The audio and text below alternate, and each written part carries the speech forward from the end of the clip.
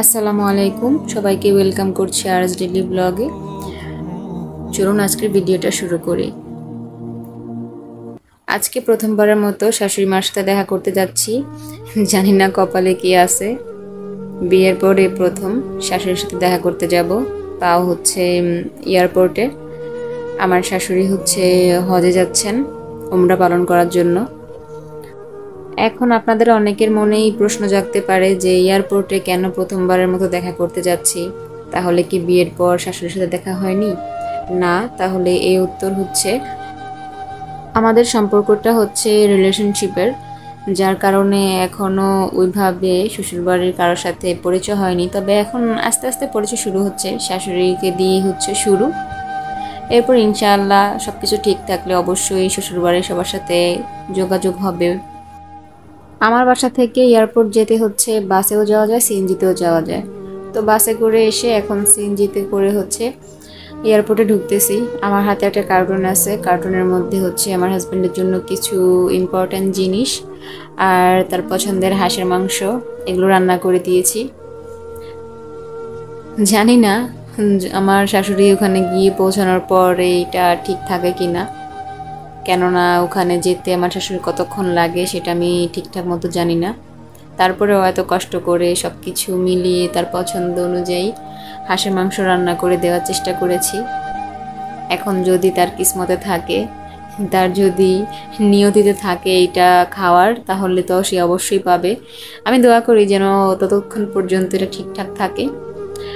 আর আমার শাশুড়ি যেহেতু উমরাতে যাচ্ছে, তো আমার হাজব্যান্ড হচ্ছে রিয়াদে থাকে, আর আমার শাশুড়ি তো এখন মক্কায় যাবে। তো আমার শাশুড়ির ছোটোবেলায় হচ্ছে আমার হাজব্যান্ড যখন অসুস্থ হয়ে গিয়েছিল তখন মানত করেছিল আর কি, যে আমার শাশুড়ি যদি ও সুস্থ হয়ে যায়, মানে আমার হাজব্যান্ড যদি সুস্থ হয়ে যায়, তাহলে আমার শাশুড়িকে নিয়ে একসাথে হজ করবে। সেই জন্যই হচ্ছে এয়ারপোর্টে আসা। আর দ্বিতীয় কারণটা হচ্ছে শাশুড়ির সাথেও দেখা হয়নি, এবারের প্রথম হচ্ছে দেখা হবে। আমি ওনাদের আসার প্রায় 15 মিনিট আগে চলে আসছি।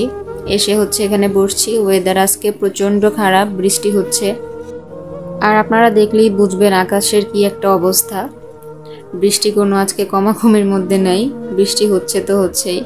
তো আমার শাশুড়িকে ফোন দিলাম, তো উনি বলল যে উনি এয়ারপোর্টে ঢুকে গেছে, এখন 1 নাম্বার গেটের কাছে আছে।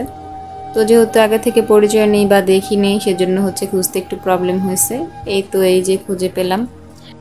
ওনাদের সাথে আরও অনেকজন আছে, তারা হচ্ছে এখনও অন দ্য ওয়ে। আর এই হচ্ছে আমার দেবরের মেয়ে, মেজোজন, মানে প্রথম হচ্ছে ছেলে, তারপরে হচ্ছে মেয়ে লাবিবা। এই পাশে হচ্ছে আমার দেবর, সামনে শাশুড়ি দাঁড়ানো, সাথে যা আছে, কিন্তু যা ক্যামেরার সামনে আসতে চায় না। তো ভাইয়া হচ্ছে বাচ্চাদেরকে নিয়ে চলে যাবে, আর আমার যা হচ্ছে থাকবে, কারণ যে টিম লিডারের মাধ্যমে যাচ্ছে সেই টিম লিডার আসতে লেট হওয়া পর্যন্ত উনি থাকবে। আর আমি একটু পরে চলে যাব, আমি আসছি এখানে, এগুলো কাজগুলো শেষ হয়ে গেলেই হচ্ছে আমি এখান থেকে বের হয়ে যাব। এর মধ্যে হচ্ছে উনি ট্রলি নিয়ে আসছে, কারণ আমার শাশুড়ি বয়স্ক মানুষ, দাঁড়িয়ে থাকতে সমস্যা হয়। তো ব্যাগগুলো আর লাগেজগুলো উঠানোর পরে উনি পাশেই বসে আছে। আসলে উনি এতটাই নার্ভাস যে উনি রাত্রে থেকে খাওয়া দাওয়া মনে হয় যে অফ করে দিছে, আর ওনার শরীরটা তো কাঁপতেছিল, এতটাই নার্ভাস হয়ে গেছে। এর মধ্যে ওনাদের টিম লিডার ফোন দিল যে ওনাদের আসতে প্রায় অনেকক্ষণ সময় লাগবে, যার জন্য আমি বাসায় চলে যাচ্ছি। আর একটু পরপর আমার হাজব্যান্ড আমাকে কল দিচ্ছে, যেহেতু ওয়েদার ভালো না, তো কখন আবার জোর গতিতে হচ্ছে বৃষ্টি নামে, তখন হচ্ছে বের হওয়া যাবে না। এই জন্য আমি আমাকে বিদায় দিয়ে এখন হচ্ছে বাসার উদ্দেশ্যে রওনা করলাম। এখন আপাতত আমার শাশুড়ির কাছে আমার যা থাকবে যতক্ষণ না ওনাদের লিডার আসে। তো আর কি, ভালো থাকবেন।